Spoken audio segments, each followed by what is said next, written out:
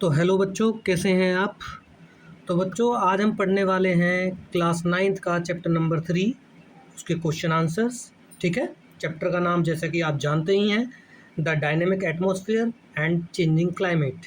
इसके हम जो है वेरी शॉर्ट क्वेश्चन आंसर से लेके शॉर्ट पे जाएंगे एंड देन फिर हम जो है लॉन्ग जो है क्वेश्चन आंसर करेंगे। ठीक है।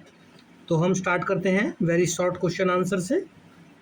सो क्वेश्चन नंबर 1 है आपका, which layer of the atmosphere contain the ozone layer. Ozone layer कौन सी जो लेयर में होती है एटमॉस्फेयर की, तो वो होती है स्ट्रेटोस्फेयर में। ठीक है। Name the gas that makes up the highest percentage of atmosphere. तो हमारे एटमॉस्फेयर में सबसे ज़्यादा परसेंटेज में कौन सी गैस है, तो नाइट्रोजन गैस है। ठीक है, अबाउट 78% के आसपास। Which element of weather is measured using a barometer. तो बैरोमीटर का यूज़ हम किस लिए करते हैं, एटमॉस्फेरिक प्रेशर को मापने के लिए। ठीक है। What is the normal duration of south west monsoon in India. India में जो साउथ वेस्ट मानसून आती है या मानसून का जो टाइम आता है वो कब से कब तक रहता है। लगभग 100 से 120 दिन रहता है, from early June to mid September. ठीक है। Which season in India knows as the hot weather season. Summer season को हम बोलते हैं हॉट वेदर सीजन, जो मार्च टू मई तक रहता है। Question number 6, name the process by which water vapours turn into cloud. यानी कि वाटर वेपर यानी कि पानी क्लाउड में बदल रहा है, उसको क्या बोलते हैं हम, कंडेंसेशन बोलते हैं। क्योंकि जो क्लाउड्स होते हैं वो भी एक फॉर्म होते हैं बर्फ़ की।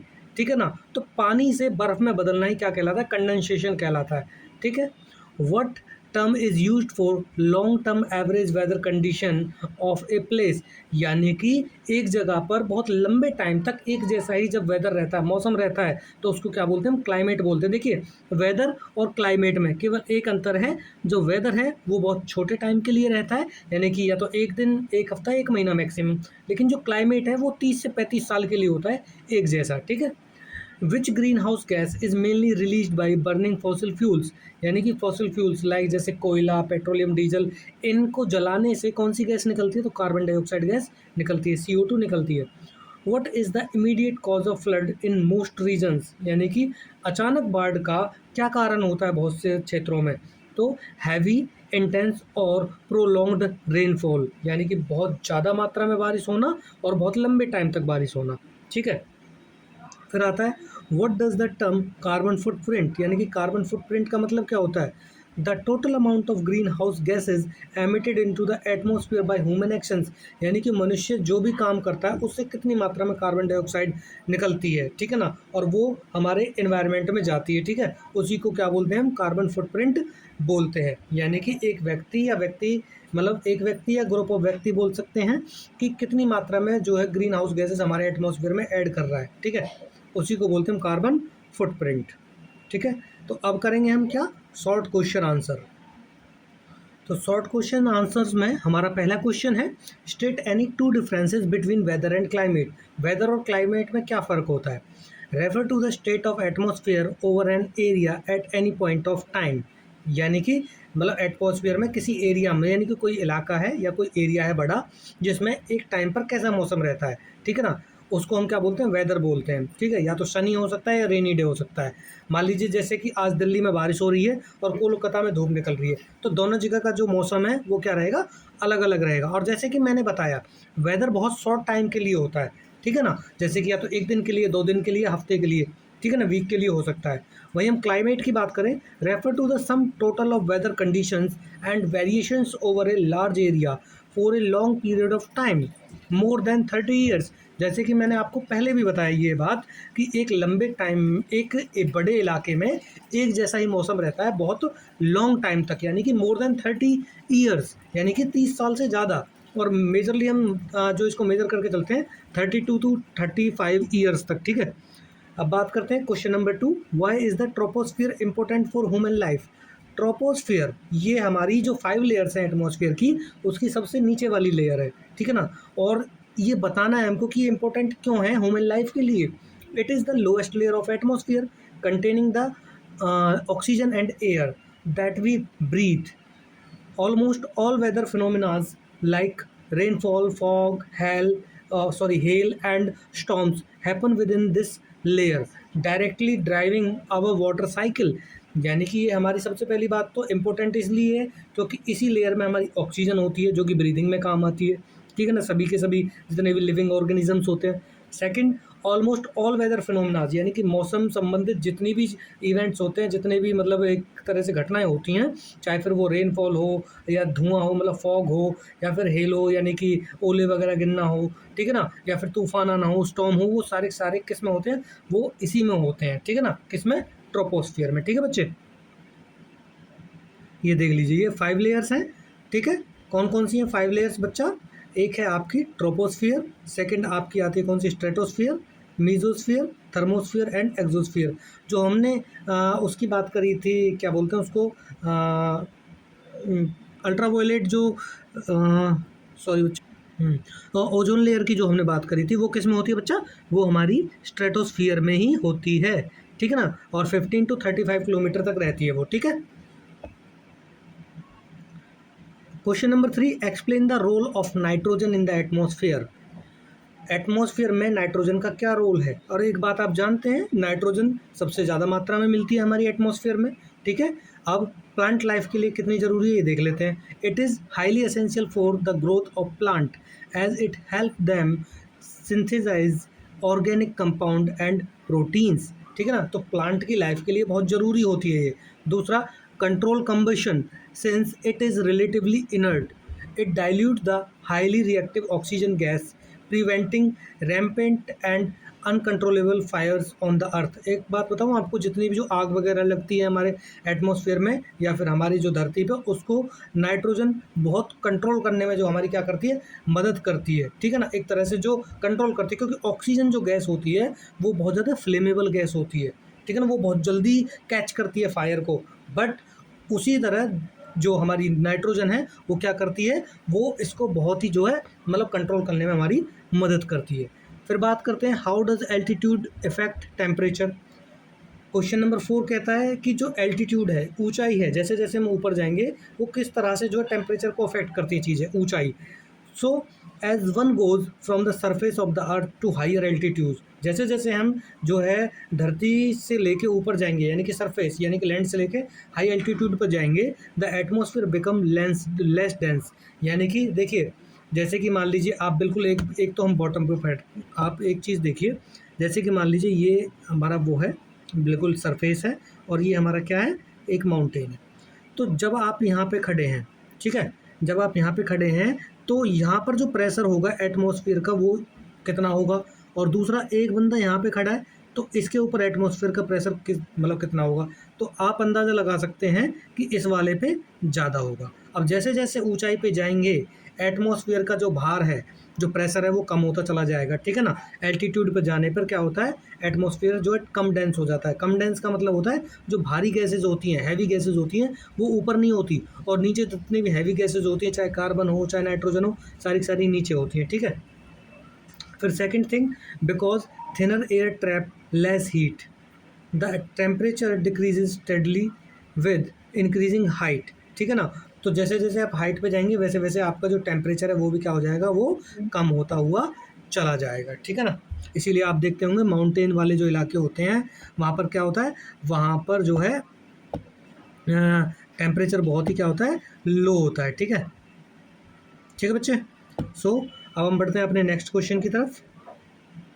नेक्स्ट क्वेश्चन है हमारा, mention 2 characteristics of retreating monsoon season in India.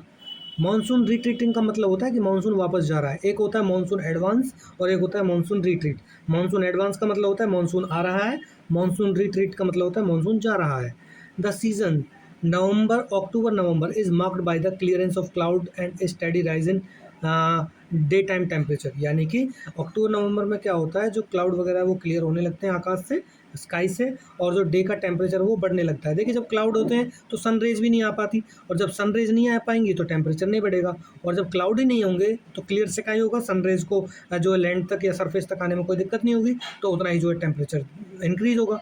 While days are hot, जो डेज है वो हॉट होते हैं, night are cool and pleasant, यानी कि जो है दिन गर्म होते हैं, नाइट ठंडी होती हैं और अच्छी होती है, सुहावनी होती है। The combination of high temperature and high humidity create oppressive day weather known as October heat. देखिए इसका मतलब क्या है कि टेम्परेचर ज़्यादा रहता है। और दूसरी बड़ी बात है कि जो एटमॉस्फेयर है, एटमॉस्फेयर में ह्यूमिडिटी भी ज़्यादा होती है। ह्यूमिडिटी का मतलब है बच्चा कि देखिए दो तरह की एयर होती है, एक एयर होती है ड्राई जिसमें पानी का जो कंटेंट है या फिर जो पानी है वो बहुत कम मात्रा में होता है, एक एयर वो ऐसी होती है जिसमें कि पानी बहुत ज़्यादा मात्रा में होता है। तो जो अक्टूबर वाला महीना होता है, क्योंकि वो मानसून के बाद वाले महीने होते हैं, और जब मानसून के बाद वाले महीने होते हैं तो उनमें क्या होता है, एयर में जो पानी का कंटेंट बहुत ज़्यादा होता है। तो डे के टाइम में क्या हो रहा है, धूप भी निकल रही है, और जो एयर है उसमें जो क्या है वो वाटर कंटेंट भी बहुत ज़्यादा है। तो उसकी वजह से क्या हो रहा है, जो एक तरह से वेदर हो रहा है वो चिपचिपा हो रहा है, ऑप्रेसिव हो रहा है, दम घोंटू वाला हो रहा है, एक तरह से जैसे दम घुटता है ना जिसमें पसीने सूखते ही नहीं है, उस तरह का। तो उसी को क्या बोलते हैं हम, अक्टूबर हीट बोलते हैं हम, ठीक है। Question number 6, why do coastal areas experience moderate climate.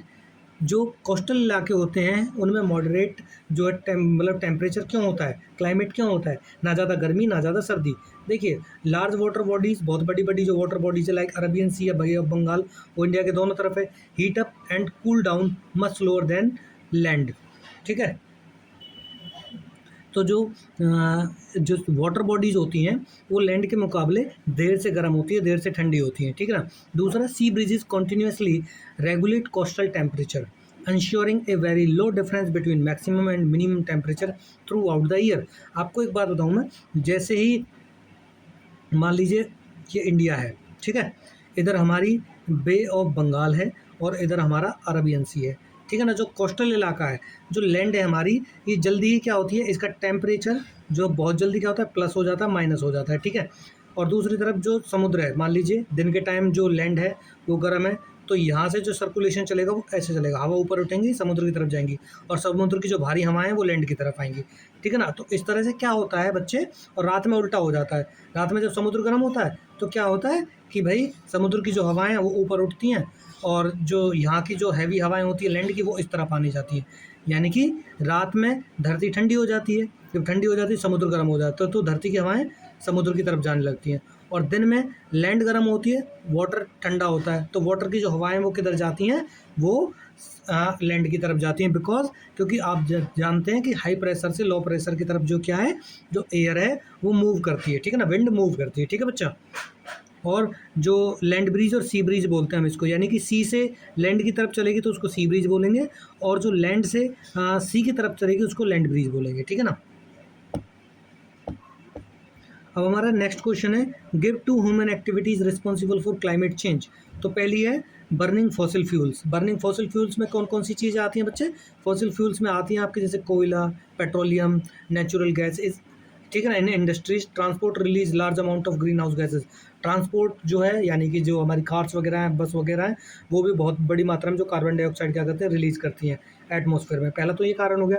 Second, deforestation, large scale पे जो हम जो है फॉरेस्ट को क्लियर कर रहे हैं, ठीक है ना, एग्रीकल्चर के लिए या फिर अर्बनाइजेशन के लिए, तो उसकी वजह से क्या हो रहा है, जो कार्बन सिंक है that absorb excess carbon dioxide from the air, ठीक है ना। इसकी वजह से क्या हो रहा है, देखिए डिफोरेस्टेशन, फॉरेस्टेज जो फॉरेस्ट वगैरह होते हैं वो बहुत बड़ी मात्रा में एब्जॉर्ब करते हैं कार्बन डाइऑक्साइड को, और जब वही जो है जब आप फॉरेस्ट को ही जो है क्लियर कर दोगे तो कार्बन डाइऑक्साइड को एब्जॉर्ब कौन करेगा, ठीक है। तो उसकी वजह से भी क्या होता है, क्लाइमेट चेंज होता है, ठीक है।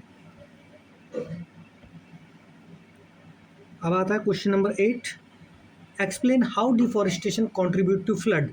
देखिए बड़ा इंटरेस्टिंग क्वेश्चन है। Trees and their roots network act as a natural sponges, removing them prevent rain water from soaking into the ground. देखिए जो ट्रीज होते हैं वो एक स्पंज की तरह काम करते हैं, स्पंज की तरह मतलब एक तरह से वो अपने आप में पानी जो स्पंज कर लेते हैं, एक तरह से एक्यूमुलेट कर लेते हैं, अपने में सौंख लेते हैं पानी को, ठीक है ना, और उसको ग्राउंड में भेज देते हैं। विदाउट वेजिटेशन, अगर वेजिटेशन नहीं होगी टू स्लो इट डाउन, ये प्रक्रिया, ये प्रोसेस स्लो हो जाएगी।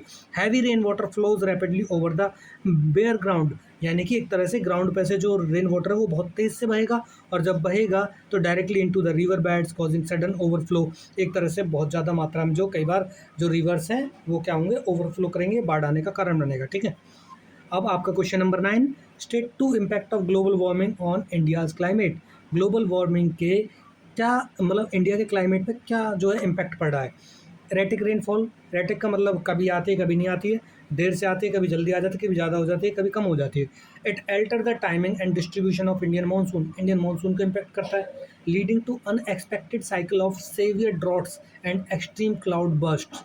यानी कि ये वही कह रहा है, एरेटिक रेनफॉल का मतलब है एरेटिक का कि भाई या तो बहुत ज़्यादा मात्रा में बारिश आ जाएगी या बिल्कुल नहीं आएगी, ठीक है, या तो सूखा पड़ जाएगा या बहुत ज़्यादा फ्लड आ जाएगी।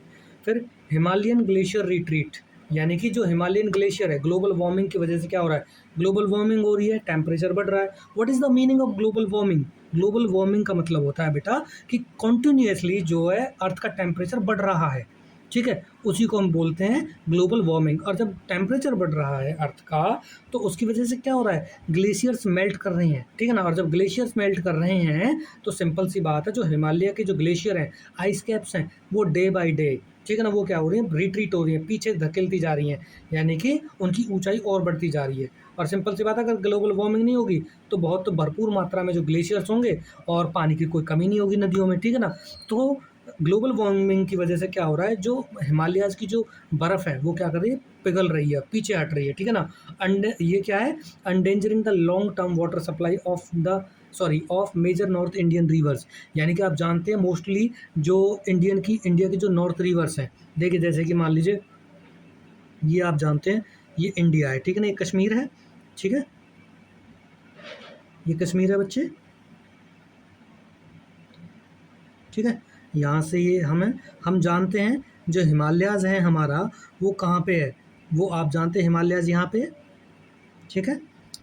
और जब हिमालयाज़ यहाँ पे है तो यहाँ से बच्चे बहुत सारी रिवर्स निकलती है बेटा, जैसे कि मान लीजिए गंगा निकलती है, ठीक है, यमुना निकलती है, ठीक है, इधर से इंडस जो रिवर पहुँचती है, ठीक है, और इधर से ही थोड़ा सा हट के ही क्या है, ब्रह्मपुत्र रिवर जो निकलती है, ठीक है ना। ये सारी की सारी रिवर हिमालयन रिवर्स हैं। और जब ग्लेशियर पिघल जाएंगे तो इन रिवर्स में पानी ही नहीं आएगा, और जब पानी नहीं आएगा तो पानी की क्या हो जाएगी बच्चा, शॉर्टेज हो जाएगी। तो ग्लोबल वार्मिंग का बहुत बड़ा इम्पैक्ट रहेगा इंडिया के क्लाइमेट पर भी, ठीक है। अब आएगा आपका क्वेश्चन नंबर 10, ठीक है। Suggest 2 veg by which individual can reduce the amount of carbon footprint. कोई भी व्यक्ति या समूह किस तरह से जो है कार्बन फुटप्रिंट को कम कर सकता है। कार्बन फुटप्रिंट का मतलब है कि कोई व्यक्ति कितना जो है कार्बन डाइऑक्साइड एमिट कर रहा है हमारे इसमें एटमॉस्फेयर में, ठीक है। Reduce individual car motorcycle trips by opting for public transportation. Opting for public transportation, ठीक है ना, कारपूलिंग, साइकिलिंग और वॉकिंग। यानी कि आप जो पर्सनल व्हीकल्स हैं उनको कम चलाइए, पब्लिक ट्रांसपोर्ट से ज़्यादा चलिए, ताकि कार्बन जो एमिशन है वो कम हो।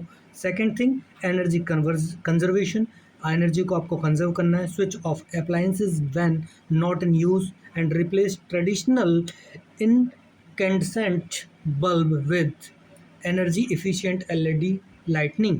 यानी कि सिंपल सी बात है, तो आपको जो ट्रेडिशनल इनकेंडेसेंट बल्ब है उसको आपको रिप्लेस करना है किससे, एलईडी बल्ब से, यानी कि जो एनर्जी कम कंज्यूम करता है। आपने 100 वाट का बल्ब देखा होगा ना, मोटे मोटे बल्ब आते हैं, वो ज़्यादा एनर्जी कंज्यूम करते हैं। उसकी जगह आप अगर एलईडी यूज़ करेंगे तो वो एक 100 वाट का होता है। एलईडी जो है 9 से 10 वाट की होती है, 15-16 वाट की होती है।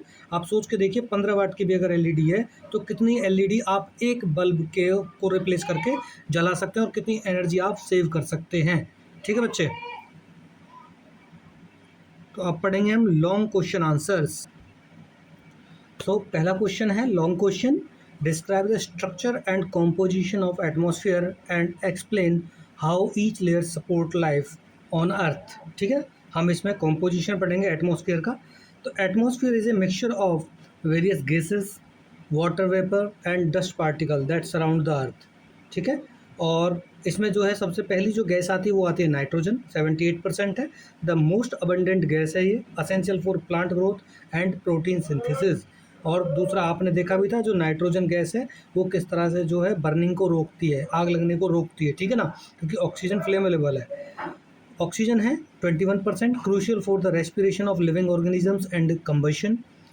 आर्गन, आर्गन क्या है, एक इनर्ट गैस है, used in industrial applications, application मतलब इसको वेल्डिंग वगैरह में यूज़ करते हैं। Carbon dioxide absorbs heat to keep the planet warm and is vital for photosynthesis। Carbon dioxide photosynthesis में तो इम्पोर्टेंट है ही, प्लस में ये जो हमारा प्लेनेट है अर्थ है उसके टेम्परेचर को मेंटेन करने में भी बहुत बड़ी जो है रोल प्ले करती है ये कार्बन डाइऑक्साइड, ठीक है ना। वार्म रखती है, गर्म रखती है अर्थ को जितना टेम्परेचर चाहिए, बट अगर इसकी जो मात्रा है, जो क्वांटिटी अगर वो ज़्यादा हो जाए एटमॉस्फेयर में, तो ये क्या करती है, ये उल्टी हार्मफुल हो जाती है अर्थ के लिए, ठीक है ना, ग्लोबल वार्मिंग होने लगती है उससे। Water vapour and dust responsible for condensation, cloud formation and precipitation.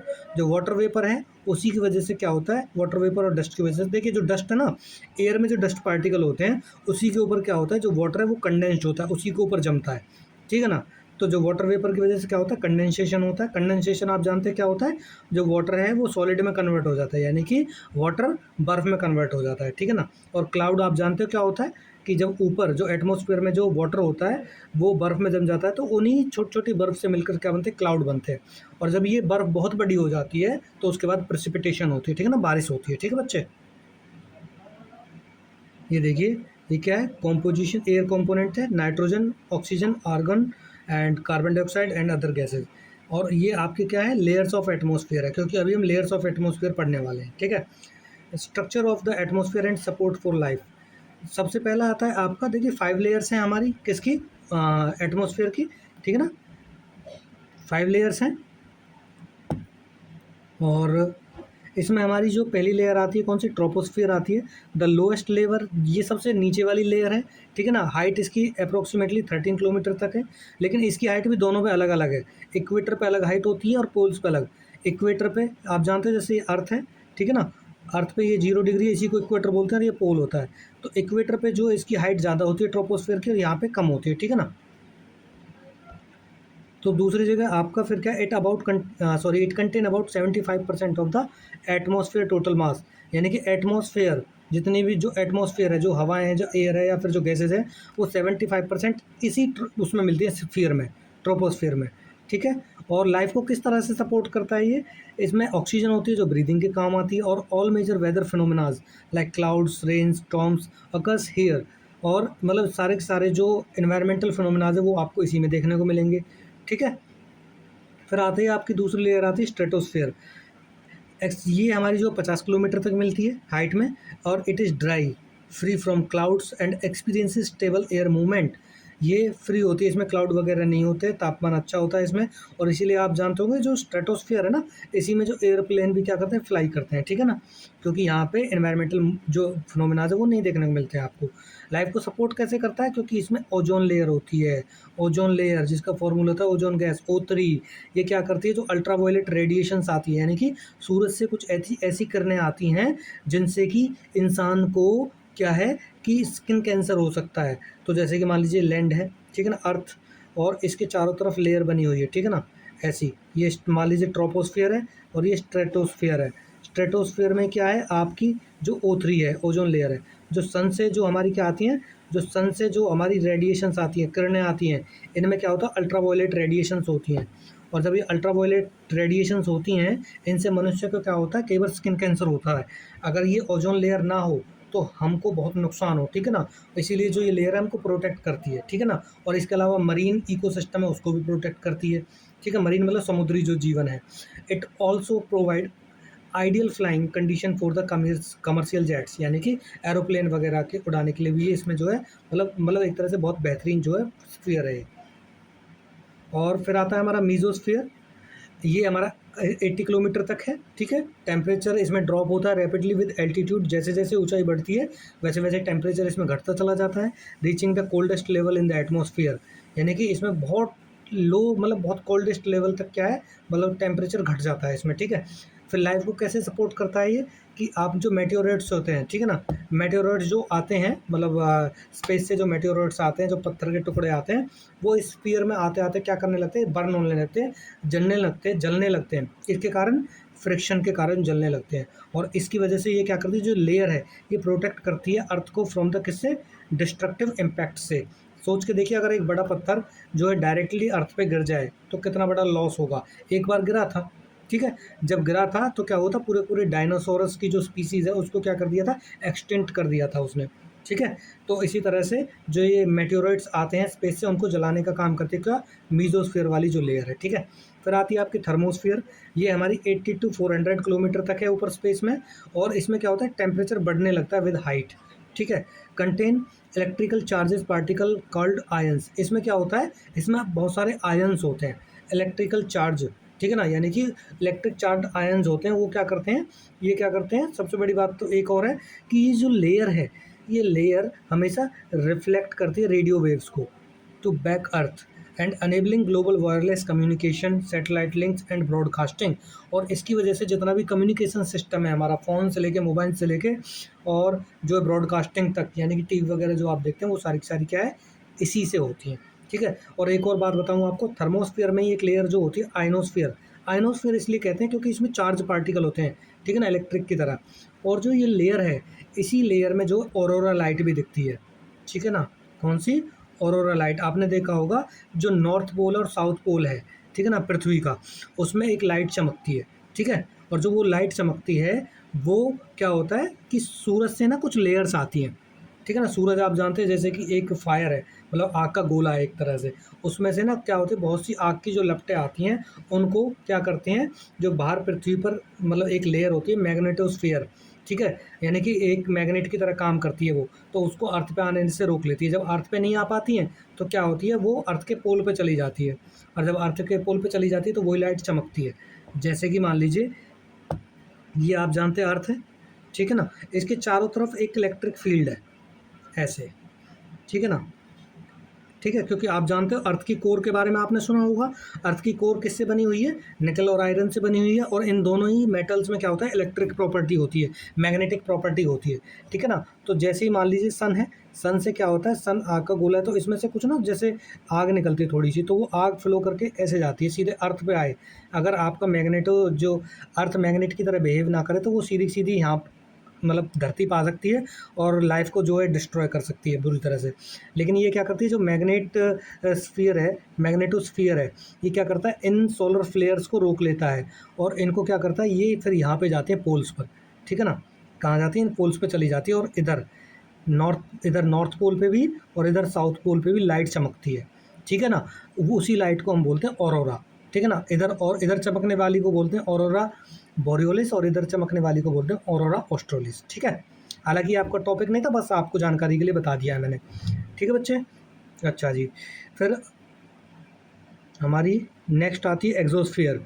ये सबसे अपर मोस्ट लेयर है हमारी, ठीक है ना, इसके बाद स्पेस स्टार्ट हो जाता है, ठीक है ना। इसमें बहुत ज़्यादा लाइट वेट वाली गैसेज होती हैं, जो सबसे हल्की गैसेज होती हैं, कौन कौन सी, हीलियम और हाइड्रोजन, ठीक है।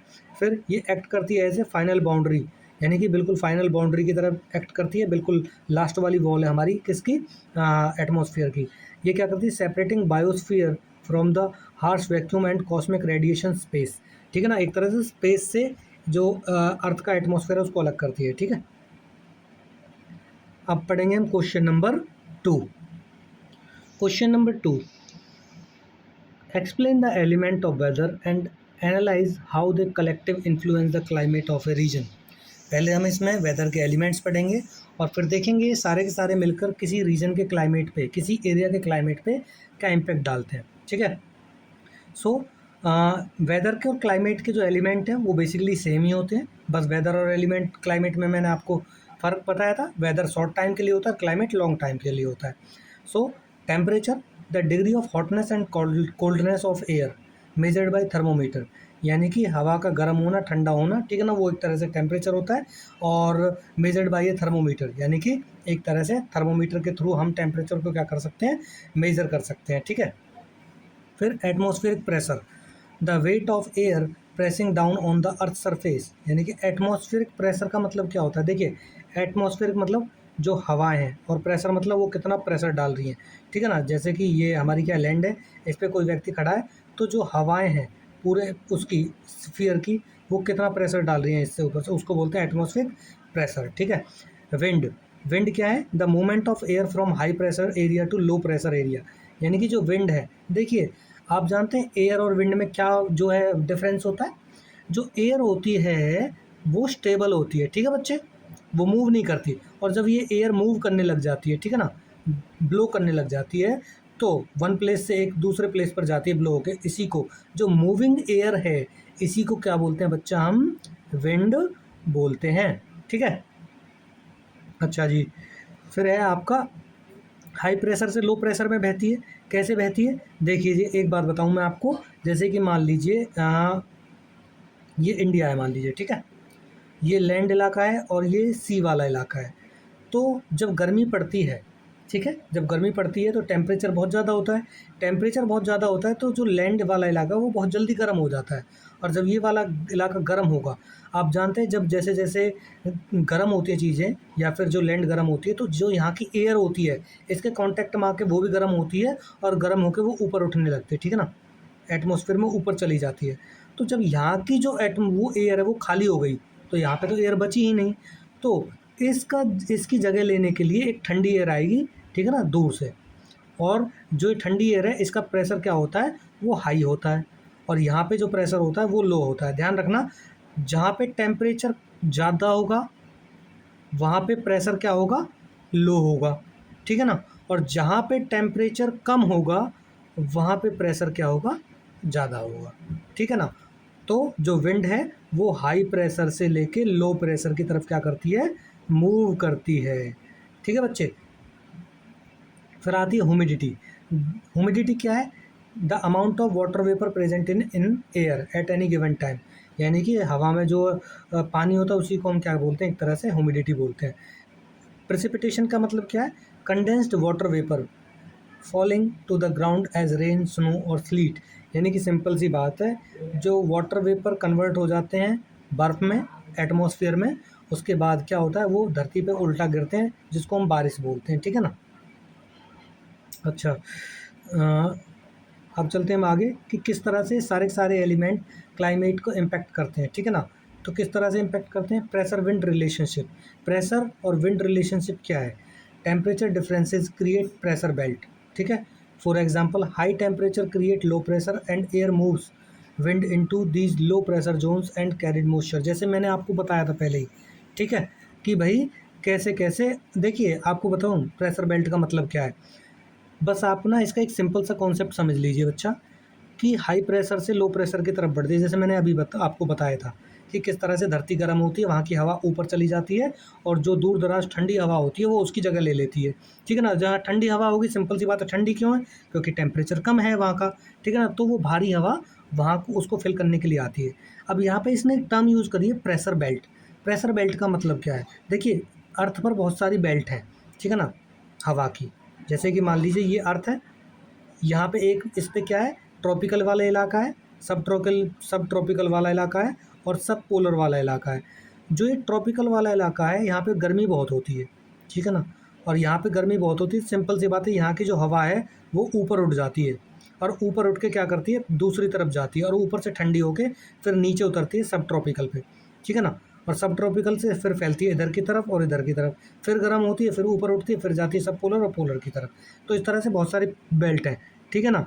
यहाँ पे लो प्रेशर रहता है, यहाँ पे हाई प्रेशर रहता है, यहाँ पे लो प्रेशर रहता है, यहाँ पे हाई प्रेशर रहता है, ठीक है। बस इतना समझ लो अभी के लिए, ठीक है।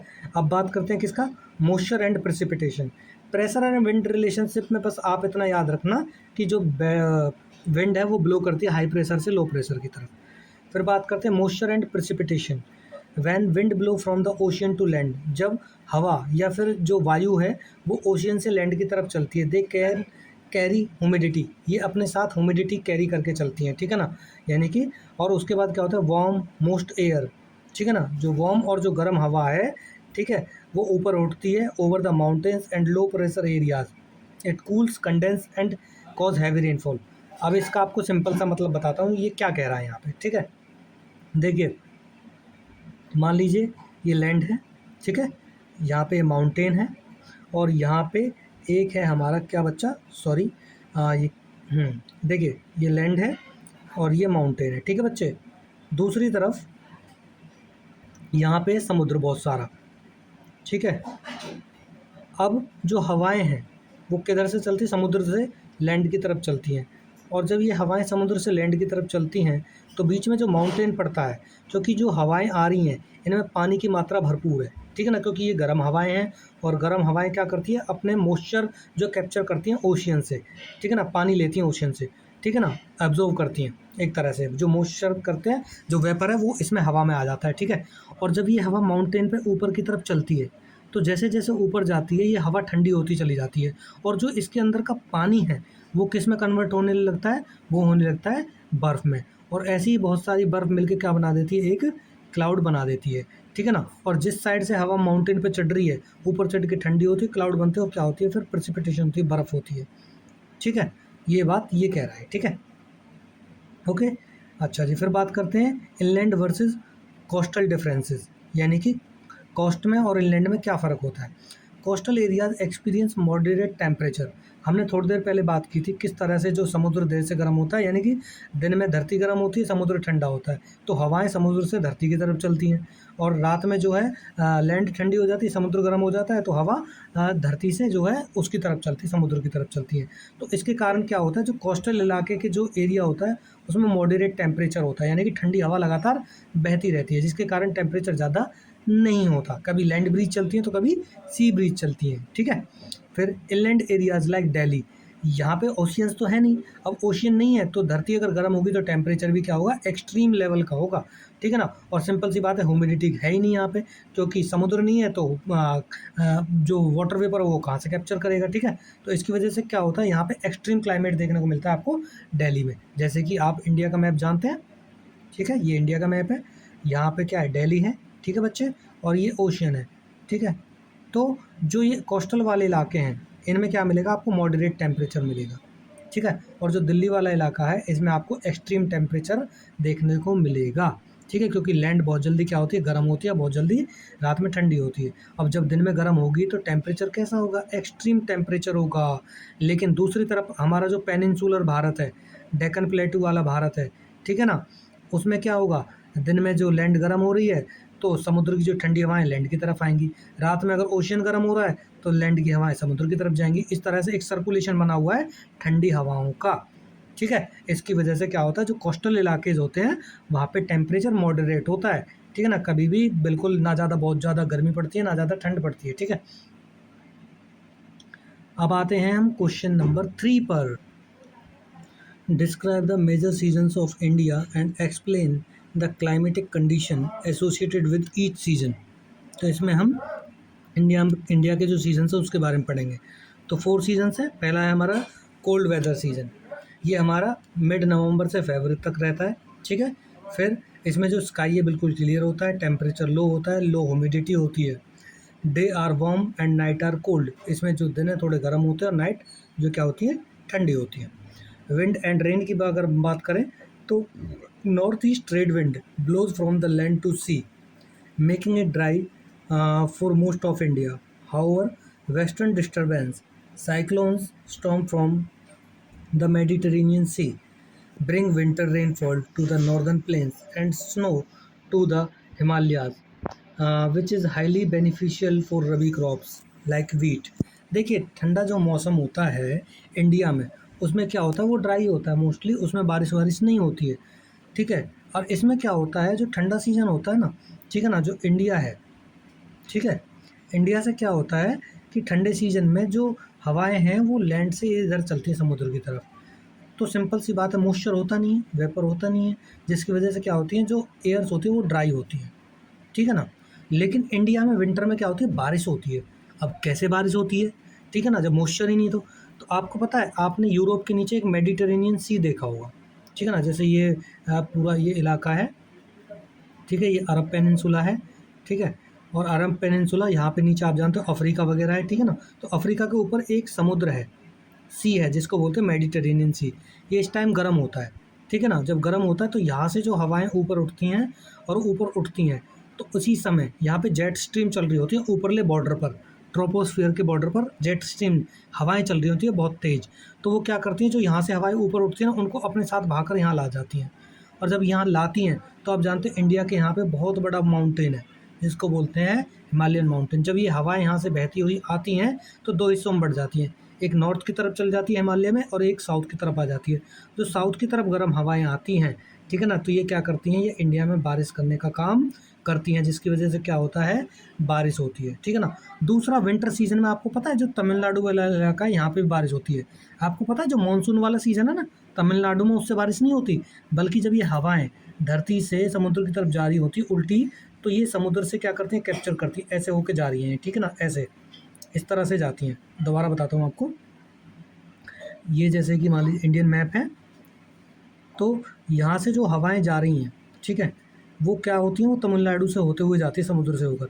तो ये हवाएं जो क्या करती हैं, बे ऑफ बंगाल से मॉइस्चर कैप्चर करती हैं एंड देन प्रिसिपिटेशन होती है कहाँ पे, तमिलनाडु में, ध्यान रखना। और जो इधर से जो बारिश वो होती आती है ना साउथ वेस्ट मानसून, उससे तमिलनाडु में बारिश नहीं होती, इसीलिए तमिलनाडु में विंटर में बारिश होती है, ध्यान रखना इस बात का। फिर आती है hot weather season. Hot weather season कब से कब तक चलता है बच्चा, मई से मार्च से मई तक चलता है। कंडीशन कैसी रहती है, टेम्परेचर बहुत ज़्यादा हाई रहता है, ठीक है ना। और दूसरी बड़ी बात एक होती है, जो नॉर्दर्न प्लेन्स होते हैं वहाँ पे बहुत ज़्यादा टेम्परेचर हाई होने के कारण प्रेशर लो होता है, धरती गर्म हो जाती है। जब धरती गर्म होती है तो हवाएं उठने लगती हैं, हवा उठती है तो प्रेशर कैसा होता है, लो। जब सिंपल सी बात है, हवा ही नहीं रहेगी तो हवा का प्रेशर कहाँ रहा, ठीक है ना। इसीलिए उसको क्या बोलते थे, लो प्रेशर बोल देते हैं हम, ठीक है, ओके। और इन्हीं इलाकों में ना क्या होता है, कुछ लोकल विंड्स भी चलती हैं, जैसे कि लू, ठीक है। लू चलती है, लू कैसी है, बहुत हॉट ड्राई और डस्टी विंड होती है, ठीक है ना। ये दिन के टाइम चलती है नॉर्दर्न इंडिया में। एक होती है काल बैसाखी। काल बैसाखी क्या होती है, एक तरह से थंडर स्टॉर्म वाली वो होती है ये विंड, और ये क्या करती है, torrential downpours and hail in West Bengal, यानी कि बहुत तेज़ बारिश आती है, इसकी वजह से हैवी रेनफॉल होती है, ठीक है ना। कहाँ पे, वेस्ट बंगाल में। फिर एक होती है मैंगो शॉवर। मैंगो शॉवर होती है हमारी कर्नाटका वगैरह में, ठीक है ना। और एक तरह से प्री मानसून शॉवर होती है, मतलब मानसून से पहले आने की बारिश होती है, जो केरल और कर्नाटका में होती है, ठीक है ना। और ये मैंगो के पकने के लिए बहुत ज़्यादा अच्छी होती है ये, ठीक है। फिर आता है एडवांस मानसून, यानी कि द रेनी सीजन।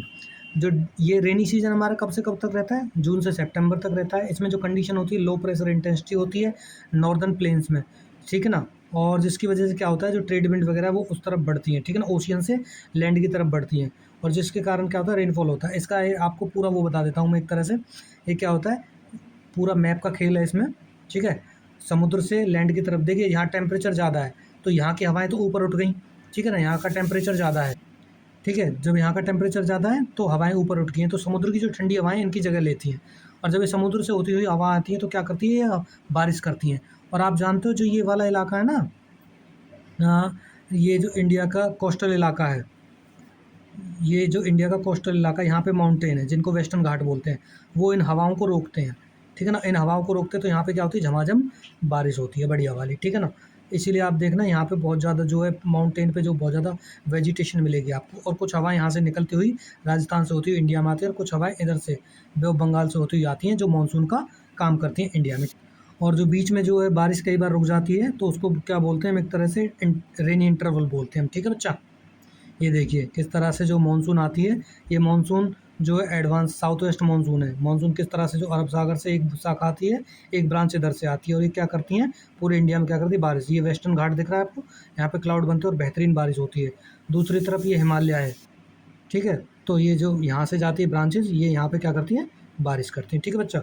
और दूसरी तरफ जो एक तरह से जब लैंड ठंडी हो जाती है विंटर्स में तो क्या होता है, जो और ओशन गर्म हो जाते हैं तो क्या होता है, जो एयर है वो या विंड है वो कहाँ से, इधर से लैंड टू सी ब्रू जो है मूव करती है। और जब ये यहाँ से आती हैं, ठीक है ना, तो तमिलनाडु से भी होती हुई जाती हैं, जिसके कारण क्या होता है, तमिलनाडु में विंटर्स में रेनफॉल होती है, ठीक है ना। इसको बोलते हैं विंटर जो मानसून एडवांसिंग बोलते हैं इसको, और इसको बोलते हैं मानसून का रिट्रीट होना, ठीक है बच्चा।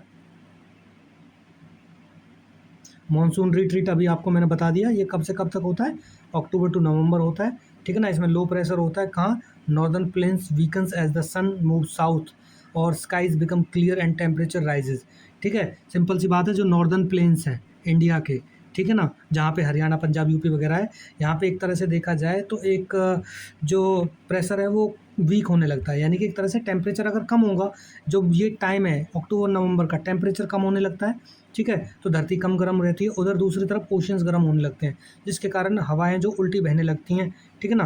और इसके बाद क्या होता है, जो फिनोमेना है high temperature combined with humidity lead to oppressive day time weather commonly known as October heat.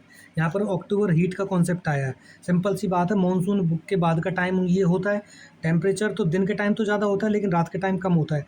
दिन के टाइम टेम्परेचर हल्का सा ज़्यादा है और हवा में जो है पानी की मात्रा ज़्यादा है, जिसके कारण क्या होता है, जो एक तरह से वो है हमारा एटमॉस्फेयर है वो कैसा होता है, एक तरह से ह्यूमिड होता है। और ह्यूमिड के होने के कारण क्या होता है पता है आपको, जो पसीना है वो सूखता नहीं है, चिपचिपा सा लगता है, ठीक है ना। उसी को क्या बोलते हैं हम, एक तरह से जो मौसम है ये एक तरह से ऑपरेसिव होता है, दम घुटने वाला होता है एक तरह से, ठीक है। और इसी टाइम में क्या होता है, जो साइक्लोन्स वगैरह की भी जो वो होती है कहाँ पे, एक तरह से अंडमान सी में, अंडमान सी के पास में क्या है हमारा बे ऑफ बंगाल है, ठीक है ना। और उड़ीसा, आंध्र प्रदेश और तमिलनाडु में क्या होता है, बहुत सारे ट्रॉपिकल साइक्लोन्स आते हैं इस टाइम में। अब फिर आता है आपका question number 4। Question number 4, explain the mechanism of south west monsoon in India with suitable reasons for its importance. यानी कि हमको बताना है इसमें कि इंडिया में मानसून कैसे आता है, क्या मैकेनिज्म है उसका, ठीक है। तो सिंपल सी बात है इसमें, पहला तो है differentiate heating and cooling. Heating and cooling का मैंने आपको बता दिया कि लैंड गर्म होती है तो जो समुद्र की ठंडी हवाएं हैं वो लैंड की तरफ आती हैं, ठीक है। हर चीज़ में आप ध्यान रखना, ज्योग्राफी में हमेशा मैप का खेल बहुत होता है, ठीक है। जब धरती गर्म होती है समुद्र की हवाएं इधर आती हैं, ठीक है ना, ये होता है वो। फिर सेकंड थिंग आती है आपकी, एक आपका ये कॉन्सेप्ट दिया हुआ है दूसरा, ITCZ। ITCZ का मतलब होता है इंटर ट्रॉपिकल कन्वर्जेंस जोन, ठीक है ना। Shift towards the Ganga plain in summer acting as an intense low pressure. यानी कि सिंपल सी बात ये आपको बताता हूँ, ये वहाँ पे होगा ये जोन जहाँ पे सन की जो रेज है वो पैरेलल पड़ेंगी। आप जानते हैं 21 जून के टाइम में जो इंडिया में से एक लाइन गुजरती है जिसका नाम है ट्रॉपिक ऑफ कैंसर। तो यहाँ पे जो सन की रेज क्या पड़ती है, बिल्कुल सीधी पड़ती हैं, जिसके कारण क्या होता है कि जो ये जोन है यानी यहाँ पे लो प्रेशर होता है। और लो प्रेशर होने के कारण भी जो क्या होता है, यहाँ पर लो प्रेशर होने के कारण जितनी भी विंड है वो सारी सारी तरफ इधर की तरफ मूव करती हैं, ठीक है बच्चे, ठीक है। यहाँ पे लो प्रेशर जो क्रिएट हो जाता है गंगा के प्लेन्स पर, और जब गंगा के प्लेन्स पर लो प्रेशर क्रिएट होता है जिसकी वजह से क्या होता है, यहाँ पे एक तरह से ये काम करते हैं किसका, मॉनसून को अपनी तरफ या मॉनसून विंड को अपनी तरफ अट्रैक्ट करने का, ठीक है। फिर आपने देखा होगा कि इंडिया के नॉर्थ में, ठीक है, इंडिया के नॉर्थ में एक प्लेटू है यहाँ पे जिसको बोलते हैं हम तिब्बत का प्लेटू, चीन के अंडर आता है, ठीक है। ये भी गर्म हो रहा होता है, और जब ये भी गर्म हो रहा होता है तो क्या होता है, इससे भी जो एयर से क्या करती है, मूव करती हैं। तो सिंपल सी बात है, यहाँ पे भी लो प्रेशर क्रिएट हुआ, यहाँ पे हवा खाली हो रही है, तो ये समुद्री हवाएं भी क्या करेंगी और ज़ोर से अट्रैक्ट होंगी इंडिया की तरफ, ठीक है ना। ओके, और जो अच्छा जी, फिर इसके बाद क्या आता है बच्चा, फिर आता है यहाँ पे जेट स्ट्रीम, ठीक है ना। जेट स्ट्रीम, सब tropical westerly jet stream move north of the Himalaya and the tropical easterly jet stream sets in the over the Indian peninsula, ठीक है ना। तो जेट स्ट्रीम भी जो होती हैं, ठीक है, जो बहुत स्पीड से विंड चलने वाली होती हैं, ठीक है ना। जेट स्ट्रीम ध्यान रखना क्या होता है, जेट स्ट्रीम अर्थ पे ना वेस्ट टू ईस्ट की तरफ कुछ बहुत तेज़ हवाएं चलती हैं, उनको बोलते हैं जेट स्ट्रीम। जेट मतलब जेट की तरह, एरोप्लेन की तरह बहुत स्पीड से चलने वाली हवाएं, ठीक है ना। तो सर्दियों में तो ये इंडिया के ऊपर से बह रही होती हैं, ठीक है। लेकिन जैसे जैसे सन इधर आता चला जाता है तो ये उल्टा नॉर्थ की तरफ चली जाती है, यानी कि हिमालय से पार चली जाती हैं। पहले जो इंडिया में से बह रही थी अब ये कहाँ चली गई, इसकी तरफ चली गई हैं। तो इसकी वजह से क्या होता है कि भाई इंडिया में और ज़्यादा प्रेशर क्रिएट होता है, और क्या है, ये मानसून हवाओं को और ज़्यादा क्या करता है, अट्रैक्ट करता है बच्चे। फिर आता है सदर्न ऑस्किलेशन, ये भी जो है इंडिया के मानसून पे क्या करता है, बहुत ज़्यादा इम्पैक्ट डालता है।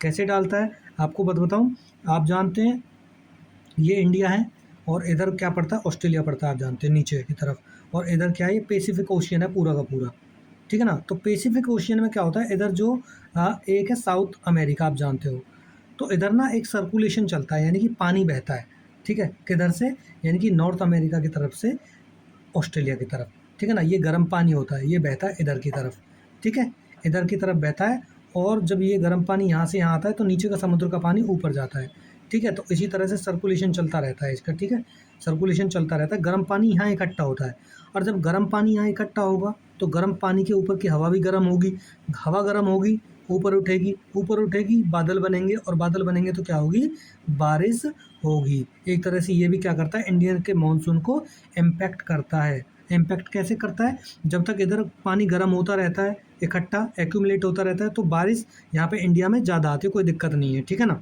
लेकिन जब ये पानी उल्टा यानी कि एक तरह से रिवर्स हो जाता है और गर्म पानी इधर नॉर्थ अमेरिका की तरफ इकट्ठा होने लगता है, इधर नॉर्थ अमेरिका की तरफ अब पानी इकट्ठा होने लगा है, तो टेम्परेचर कहाँ ज़्यादा होगा, यहाँ ज़्यादा होगा, तो यहाँ की हवाएं ऊपर उठेंगी, और ऊपर उठेंगी तो क्या होगा, यहाँ पे बादल बनेंगे और यहाँ बारिश होगी। सिंपल सी बात है। तो जब यहाँ लो टेम्परेचर है तो, और टेम्परेचर ज़्यादा यहाँ है, तो हवा यहाँ ऊपर उठ रही है, तो यहाँ की हवाएं ठंडी होंगी, तो यहाँ की हवाएं भी क्या करेंगी, उल्टी यहाँ जाएंगी। तो इंडिया की तरफ जो हवाएं जाने वाली थी वो अब किधर जा रही हैं, इधर जा रही हैं। और आप देखना, आपने एक वर्ड सुना होगा एल नीनो।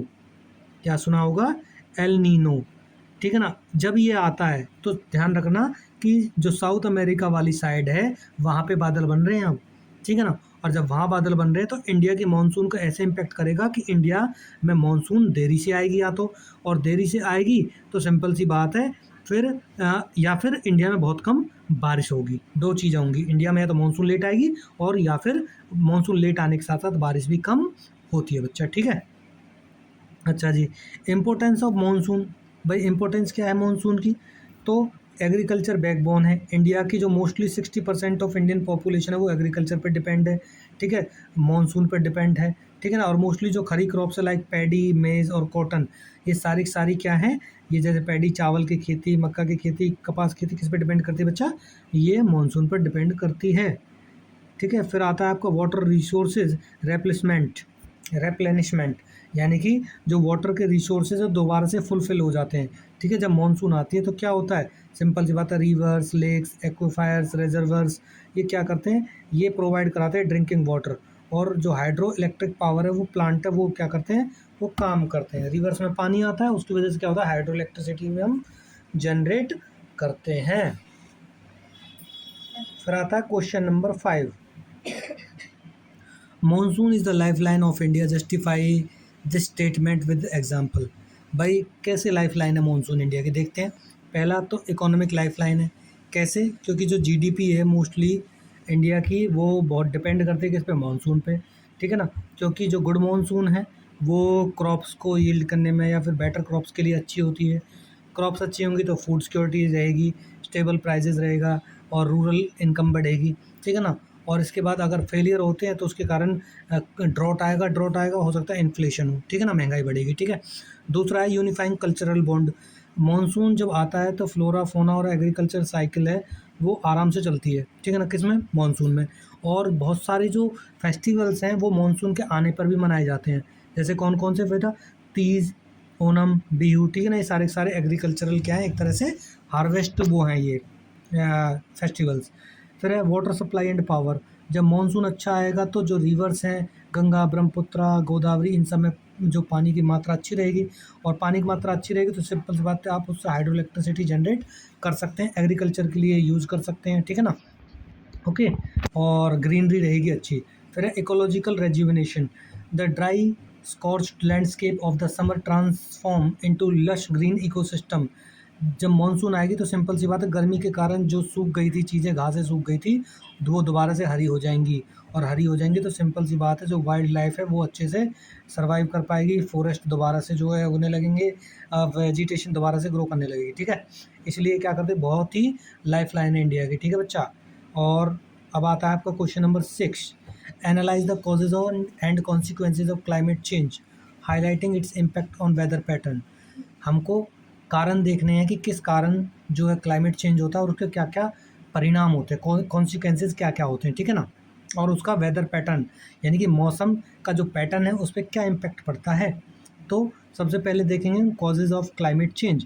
पहली बात, ग्रीन हाउस गैस एमिशन, इसके कारण क्लाइमेट चेंज हो रहा है। कोल, ऑयल, गैस, इनको हम अगर बंद कर रहे हैं तो उसके कारण क्या हो रहा है बच्चा, कि जो है ग्लोबल वार्मिंग हो रही है, ठीक है ना, जिसके कारण क्या होता है, क्लाइमेट में बहुत ज़्यादा असर पड़ रहा है, ठीक है। फिर सेकंड आता है आपका डिफोरेस्टेशन। अगर फॉरेस्ट ही नहीं रहेंगे तो सिंपल सी बात है CO2 को एब्जॉर्ब नहीं करेंगे, जिसके कारण क्या होता, उसके कारण भी जो है लगातार क्या होते हैं, एक तरह से जो कैपेसिटी है उनको कार्बन डाइऑक्साइड को एब्जॉर्ब करने की वो भी, और फोटोसिंथेसिस की वो भी, दोनों चीज़ों को नुकसान होगा, ठीक है। फिर क्या है, इंडस्ट्रियल एंड एग्रीकल्चर। इंडस्ट्रीज़ में जो केमिकल हो रहे हैं, रिलीज कर रहे हैं, उसकी वजह से जो क्लाइमेट चेंज हो रहा है। दूसरा, मीथेन एमिशन जो हो रहा है, किसकी वजह से, कैटल फार्मिंग की वजह से, या फिर पैडी का जो कल्चर आजकल बढ़ता जा रहा है, या फिर उसकी वजह से जो ग्लोबल वार्मिंग हमारी हो रही है, क्योंकि मीथेन है CH4, ठीक है ना, कैटल फार्मिंग से आती है वो, कैटल हार्डनिंग से आती है वो, ठीक है ना, ठीक है। और दूसरा, इंडस्ट्रीज़ के जो केमिकल्स हैं उनके थ्रू भी क्या आती हैं, जो है कुछ ना कुछ गैसेज रिलीज होती हैं, और उसकी वजह से क्या होता है, ग्लोबल वार्मिंग बढ़ती है, और ग्लोबल वार्मिंग बढ़ेगी तो क्लाइमेट पे इम्पैक्ट पड़ेगा। फिर आपका आता है consequences and impact of weather. तो इम्पैक्ट क्या पड़ेगा वेदर पे? पहली बात तो एरेटिक रेनफॉल होगी। एरेटिक का मतलब है अनप्रिडिक्टेबल, कभी ज़्यादा हो जाएगी, कभी कम हो जाएगी, कभी ड्रॉट आ जाएगा, कभी फ्लड आ जाएगी। सेकेंड है एक्सट्रीम वेदर आपको देखने को मिलेगा, या तो बहुत ज़्यादा क्या होगा, आपको बारिश देखने को मिलेगी, ट्रॉपिकल साइक्लोन्स आएंगे, फ्लैश फ्लड आएगी। फ्लैश फ्लड मतलब सडनली जो फ्लड आती है उसको फ्लैश फ्लड बोलते हैं। हीट वेव्स आएंगी, बहुत ज़्यादा गर्मी पड़ेगी, या सेवियर ड्रॉट होगा, बहुत ज़्यादा सूखा पड़ेगा। जो आइस है वो मेल्ट करने लगेगी, ठीक है ना। फिर सी लेवल राइज होगा, ठीक है ना। इसकी वजह से क्या होता है, बहुत ज़्यादा इम्पैक्ट पड़ता है क्लाइमेट पर भी, ठीक है। इस तरह से जो क्या होता है, जो आपका जो ये है क्या, एक तरह से क्या बोलते हैं, ये आपके क्लाइमेट चेंज के कॉजेज एंड कॉन्सिक्वेंसेज है, ठीक है बच्चे। ये आपके देखिए क्लाइमेट चेंज हो रहा है तो किस तरह से देखते हैं, एक तरफ ग्रीनरी होगी, कहीं पर सूखा होगी, ठीक है ना। फिर आता है आपका क्वेश्चन नंबर 7। इसमें भी आपको क्या देखना है, इसमें आपको देखना है भाई कि causes of flood in India, ठीक है ना, और उसको कैसे मैनेज कर सकते हैं। तो हैवी एंड कॉन्सेंट्रेटेड रेनफॉल, या तो क्लाउड बर्स्ट होगा, या फिर इंटेंसिव जो इंटेंस मानसून आएगी उसके कारण डाउन पॉर होगा, ठीक है ना। मैसिव अमाउंट ऑफ वाटर, यानी कि डाउन पॉर का मतलब है बहुत लार्ज अमाउंट में पानी का गिरना, ठीक है ना, उसकी वजह से या तो फ्लड आती है।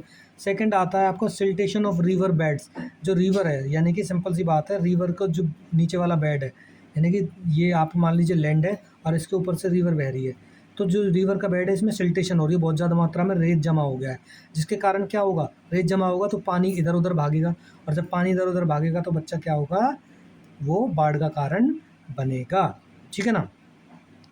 ओके।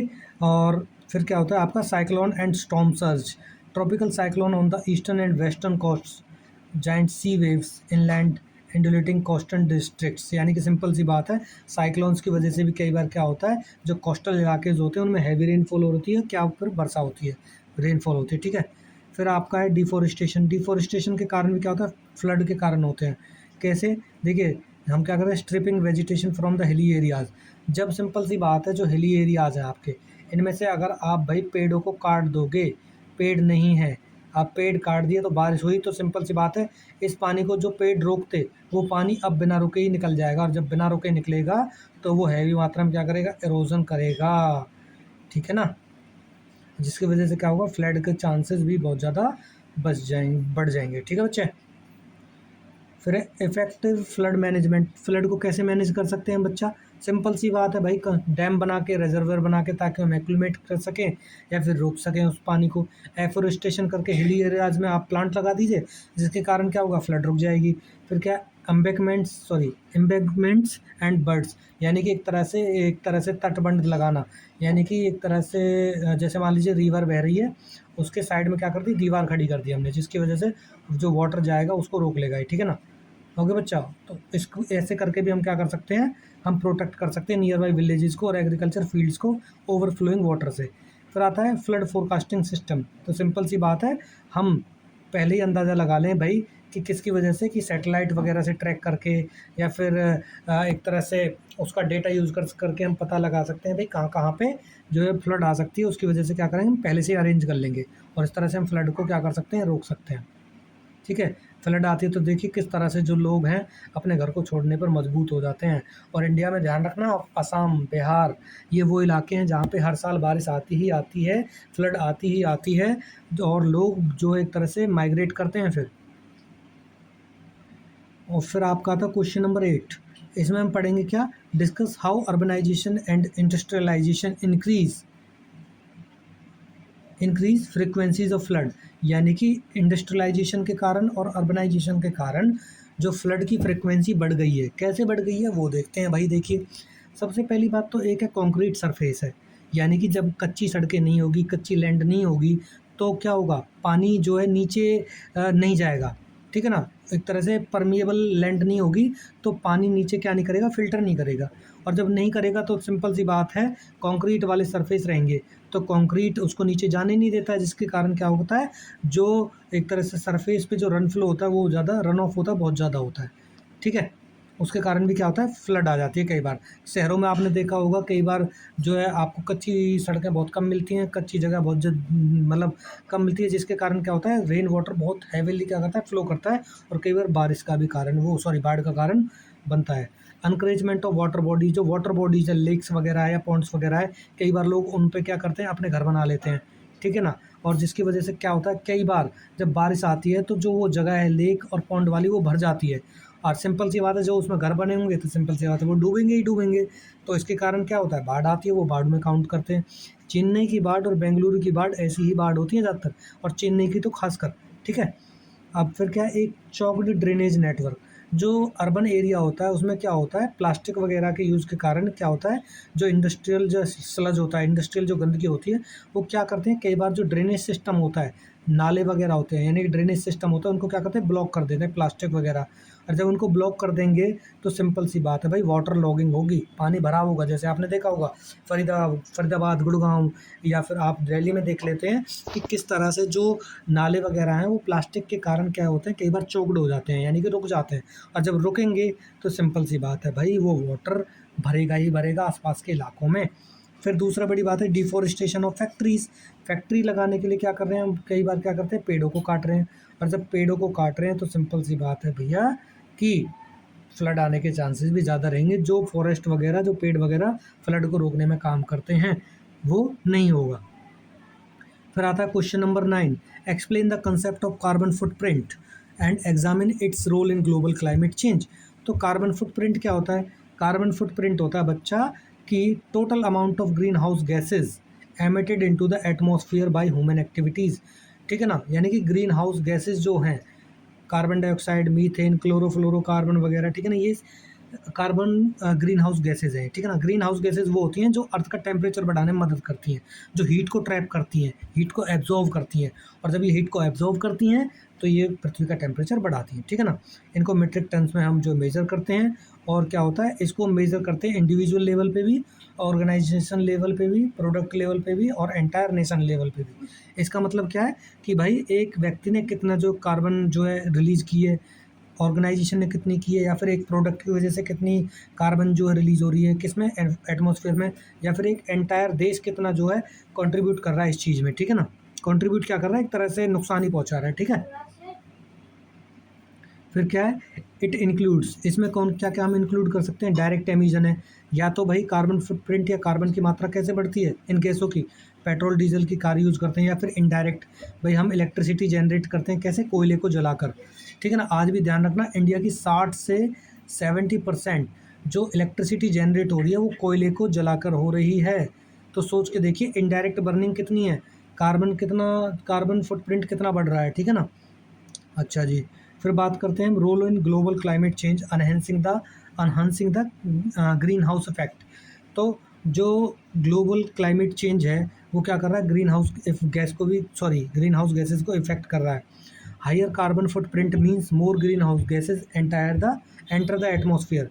जितना कार्बन फुटप्रिंट ज़्यादा होगा उतनी ग्रीन हाउस गैसेज एटमॉस्फेयर में ज़्यादा होंगी। These form A thick blanket that trap out going long wave terrestrial radiations. ध्यान रखिए एक बात कि भाई ये लैंड है हमारी, ठीक है ना। अब हमारे एनवायरनमेंट में ये जो गैसेज है, ठीक है बच्चा, अब यहाँ पे CH4 भी है और CO2 भी है। तो ये गैसेज क्या करती हैं, जो दिन में हमारी क्या करती है, सनरेज आती हैं, लैंड को गर्म कर देती हैं। तो दिन में क्या करता है, जो धरती गर्म होती रहती है, गर्म होती रहती है, ठीक है। जब रात होती है, सन की रेज नहीं आती हैं, तो ये क्या करती है, धरती अपनी हीट जो इसने एब्जॉर्व करती है उसको रिलीज़ करती है आसमान में, ठीक है ना। अब सिंपल सी बात है, अगर जो हीट धरती यहाँ से धरती से निकल रही है, ठीक है, या तो वो, भाई सिंपल सी बात है, एटमॉस्फेयर में आराम से पहुँच जाए। अब ये जो हीट है वो आसमान में नहीं पहुँच पाती, कारण क्योंकि एक कंबल सा एक लेयर बना देती हैं ये दोनों गैसेस। और जब ये गैसेस लेयर बना देती हैं तो सारी जो हीट निकलती है उसको एब्जॉर्व कर लेती हैं। और जब ये गैसेस को, ये हीट को एब्जॉर्व करेंगी तो सिंपल सी बात है, टेम्परेचर क्या होगा, बढ़ेगा। टेम्परेचर बढ़ेगा तो क्या होगा, ग्लेशियर्स मेल्ट करेंगे, ठीक है ना। तो इसकी वजह से क्या करता है, ये क्लाइमेट चेंज में बहुत ज़्यादा रोल प्ले करती है ये चीज़ें भी, एक्सेलरेटिंग द ग्लोबल वार्मिंग। और जिसके कारण क्या होता है, जब हीट को ट्रैप करती है उसके कारण जो ग्लोबल वार्मिंग है वो इंक्रीज़ होगी, टेम्परेचर क्या होगा बच्चा, इंक्रीज़ होगा, जिसके कारण अनस्टेबल क्लाइमेट चेंज होगा, ठीक है ना। यानी कि एक तरह से अनप्रिडिक्टेबल जो है वेदर होगा एक तरह से, ठीक है। हाँ, अब आता है आपका क्वेश्चन नंबर 10, ये आपका लास्ट क्वेश्चन है। कि भाई किस तरह से हम suggest the sustainable development at individual and national and global level to reduce climate change impact.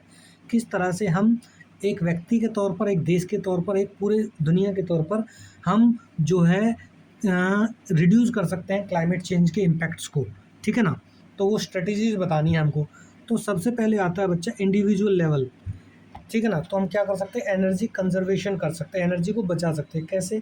जैसे कि भाई आप अपने घर में क्या करिए, एक इफ़िशियंट तरीके से एनर्जी को यूज़ करिए, एलईडी बल्ब यूज़ करिए, ठीक है ना। और एक तरह से अनप्लग कीजिए अप्लायंसेस को, जब आप यूज़ नहीं कर रहे हैं स्विच ऑफ करिए बटन को, लाइट को बंद करिए, फ़ैन को ऑफ करिए, ठीक है ना। और इसके अलावा आप पब्लिक ट्रांसपोर्ट यूज़ कीजिए, ठीक है ना, जिससे कि क्या कर सकते हैं आप भैया, आप एक तरह से टेम्परेचर को कम करने में मदद करेंगे। और टेम्परेचर को कम करने में मदद करेंगे तो सिंपल सी बात है, ग्लोबल वार्मिंग में आप जो है एक तरह से उसको कम करने में क्या कर रहे हैं, कंट्रीब्यूशन कर रहे हैं, पार्टिसिपेशन कर रहे हैं।